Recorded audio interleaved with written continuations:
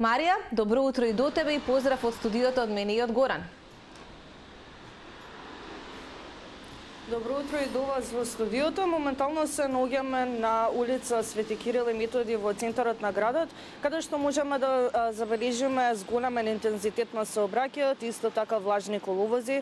Секако согласно најавената прогноза која што беше за оваа седмица, ве слушав дека споменавте и во студиото за тоа какво време не очекува периодов. Како што напоменав, имаме зголемен интензитет на сообраќајот, но секако ова не е само во утринските часови.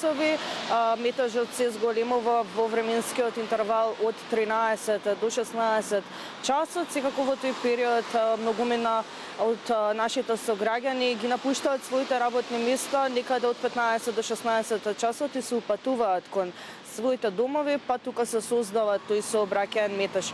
Исто така, уште една причина за сообраќајниот метеж е таа сообраќајна некултура која што ја имаме, непочитување на сообраќајните правила и прописи, поставената сигнализација.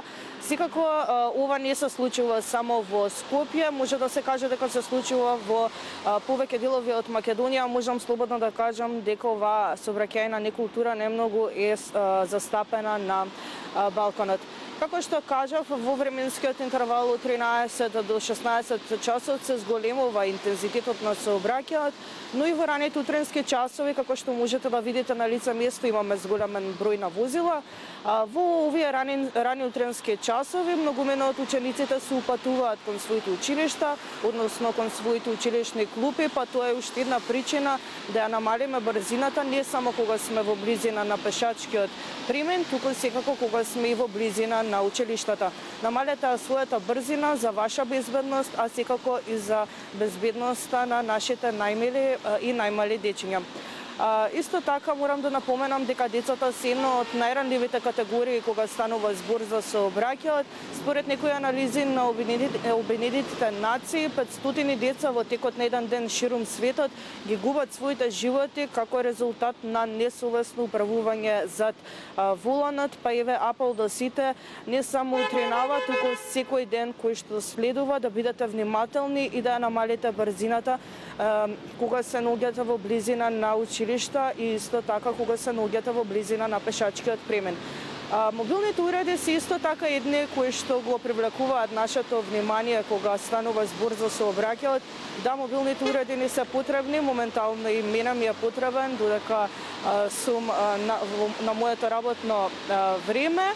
Овој изум на модерната технологија ни го олеснува функционирањето во секојдневниот живот, но тоа не ни дава за право да го употребуваме секогаш и секаде. Имено 20 до 25% мобилниот уред ја одвлекува нашата концентрација, па доволно една секунда кога сме зад воланот да погледнеме во нашиот телефон, а таа една секунда да не чини буквално живот. Исто така во вакви дождливи денови, особено во зимскиот период, па и во есенскиот, многумина од пешаците се жртва на оние несовесни возачи кои што не ја намалуваат брзината кога се во близина на пешачки премен или пак тротоар, па пешаците честопати знаат да бидат испрскани од дождовница. Ова се случило на секој од нас, па затоа упатувам еве апел да ја намалите брзината кога имаме вакви дождливи денови за пешаците да не бидат буквално потопени од дождовницата, бидејќи секако ова е казниво според закон и доколку бидете забележани од полициски службеник, можете да добиете соодветна санкција, односно соодветна казна. Ево уште еднаш апел за крај да се почитуваат сите оние сообраќајни правила и прописи, да се намали брзината во близина на пешачкиот премен и во близина на сите училишта, исто така да се намали брзината во близина на тротоарите за пешаците да не бидат потопени од дождовницата. И за крај почитувајте дозволената брзина согласно законот 50 км на час во градските средини.